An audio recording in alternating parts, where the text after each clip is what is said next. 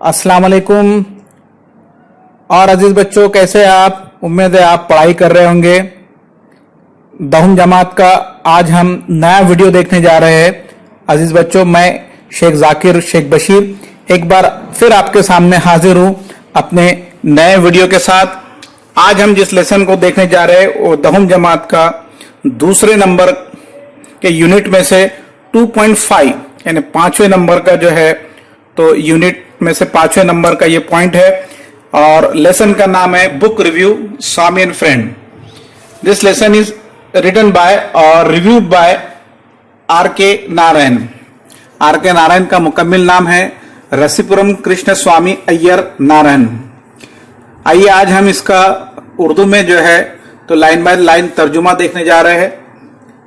फिर इस लेसन को हमने 2 पीरियड में जो है तो डिवाइड किया है। आइए आज हम पहले पीरियड की शुरुआत करते हैं और सबसे पहले जो है तो हम इस लेसन के टाइटल को देखते हैं। इस लेसन का टाइटल है book review Swami and friends. हालांकि ये जो लेसन है या ये यहां पर जो टाइटल दिया गया है स्वामी एंड फ्रेंड्स, ये आर के नारायण की तरफ से लिखा गया एक बड़ा नावल है। ये उस नावल का एक छोटा सा रिव्यू यहाँ पर पेश किया गया है। रिव्यू के मानी होते हैं इस किताब के मुतालिक इख्तिसार से या इस किताब का जो है तो मुख्तसरन जायजा। और इसका मुख्तसरन जायजा भी जो है तो किसी और ने नहीं बल्कि खुद आर के नारायण ने ही किया है। उन्होंने अपनी बुक बड़ी नावल जो है जो उन्होंने लिखी है स्वामी एंड फ्रेंड्स, जिसका कवर पेज आप यहाँ पर देख रहे हैं, front cover page and back side cover page, ये दोनों कवर पेज आप देख रहे हैं। ये एक बड़ी नावल है। इस नावल का जो है तो मुख्तसरन और इख्तिसार में जो है कि इस नावल में वो क्या कहना चाहते हैं, इसका जो है तो इसकी मालूमात आर के नारायण ने अपने अल्फाज में लिखी है और दहुम जमात में इस लेसन को शामिल किया गया है। आर के नारायण की तस्वीर आपको दिखाई दे रही है जिन्होंने इस बुक रिव्यू को लिखा है। आइए अब हम इस बुक के लाइन बाय लाइन ट्रांसलेशन की तरफ चलते हैं। Anything I mention about the book can be mistakenly understood as a spoilers. इस किताब के मुतालिक मैं कुछ भी कहूंगा तो यह कहानी के खुलासा कहकर इसे बिगाड़ने वाला करार दिया जाएगा। स्पॉइलर यानी बिगाड़ने वाला। So I would rather give a glance into the book without mentioning any events or plot of the story. इसीलिए मैं कहानी के प्लॉट या किसी वाक़े का जिक्र किए बगैर किताब पर सरसरी नजर डालूंगा। यानी स्वामी और नारायण इस बुक रिव्यू में आर के नारायण ने जो है तो मुख्तसरन जायजा जो है तो इसमें इस किताब का पेश किया है। कोई उन्होंने ना इसमें प्लॉट को रखा है, ना कोई कहानी का जिक्र किया है, ना कहानी को लाइन बाय लाइन एक्सप्लेन किया है, बल्कि इस कहानी का जो है तो इस जो है तो किताब में वो क्या कहना चाहते हैं, इस नावल में क्या कहना चाहते हैं, ये मुख्तसरन उन्होंने एक छोटे बच्चे की जो है तो कहानी पेश की है। ये कहानी उस वक्त की है जब भारत पर बरतानवी हुकूमत थी। स्वामी जो है एक छोटा बच्चा है। स्वामी नाम का एक छोटा आम 10 साल का मिस्चियस बच्चा है, यानी एक शरारती बच्चा है। And living in a era where India was under the British rule. और ये उस सदी में रह रहा है जिस सदी में हिंदुस्तान पर और भारत पर बरतानिया की हुकूमत थी, यानी अंग्रेजों की हुकूमत थी। यानी स्वामी एक 10 साल का लड़का है और ये कहानी का पस मंजर उस वक्त का है जब हिंदुस्तान पर जो है तो अंग्रेजों की हुकूमत थी। Like most kid of the age, जिस तरीके से जो है तो उसके उम्र के दूसरे लोगों की तरह Swami is a kid who cannot stay at one place.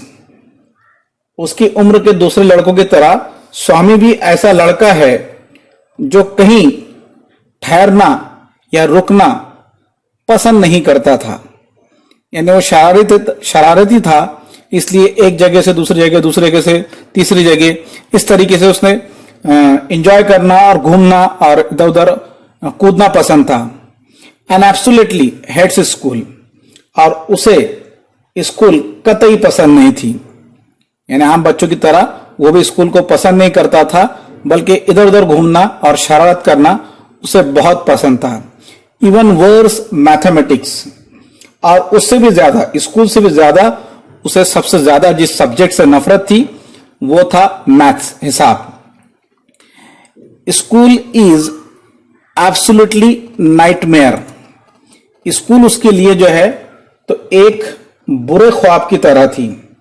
यानी स्कूल जो है तो उसके लिए एक बुरा ख्वाब था, नाइटमेयर यानी भयानक ख्वाब। रात में आने वाले भयानक ख्वाब को नाइटमेयर कहा जाता था। यानी वो सुबह जब स्कूल जाने के लिए उठता होगा तो उसे ऐसा लगता होगा कि मैंने रात में कोई बुरा ख्वाब देखा है और अब मुझे उस बुरे ख्वाब की सजा है ये है कि मैं स्कूल जाना चाह रहा हूं। Anyway, the story unfolds around the happenings of this kid. बहरहाल कहानी जो है इस लड़के के साथ होने वाले वाकयात के इर्द गिर्द घूमती है। यानी स्वामी एंड फ्रेंड जो है, ये पूरी कहानी जो है, ये सबक की पूरी कहानी इस लड़के के आसपास ही घूमती है, या ये जो स्वामी लड़का है इस कहानी का जो है तो हीरो है, इस कहानी का जो है तो एक बुनियादी एक सेंट्रल किरदार है, एक अहम जो है तो किरदार है, उसके आसपास ये कहानी घूम रही है। And how constantly he gets into trouble and gets a good beating from his father.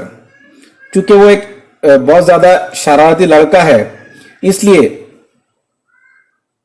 हमेशा वो मुसीबत में फंस जाता है, और जब भी मुसीबत में फंस जाता है अपने वालिद से खूब मार खाता है।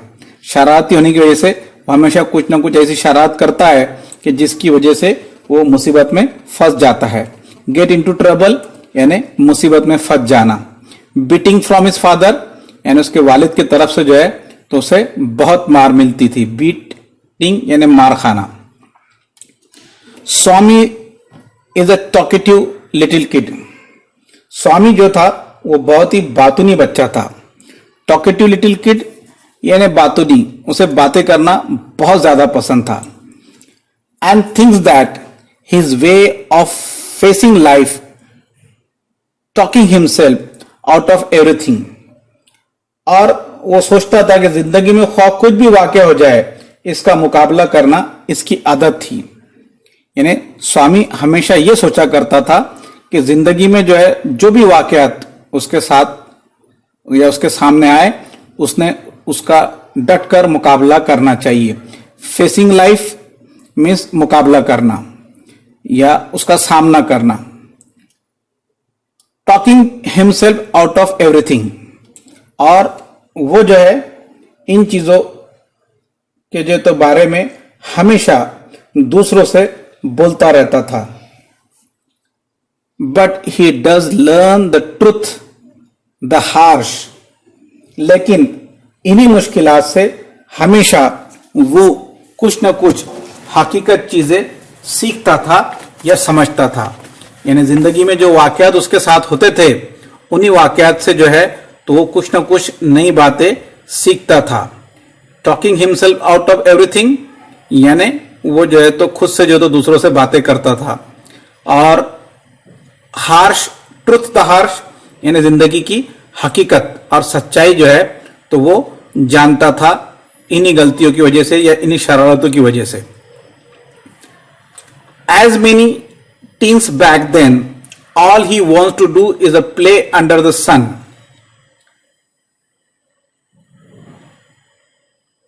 उस जमाने के बहुत से लड़कों की तरह इसे भी धूप में खेलना, चीजों को ठोकर मारकर उछालना,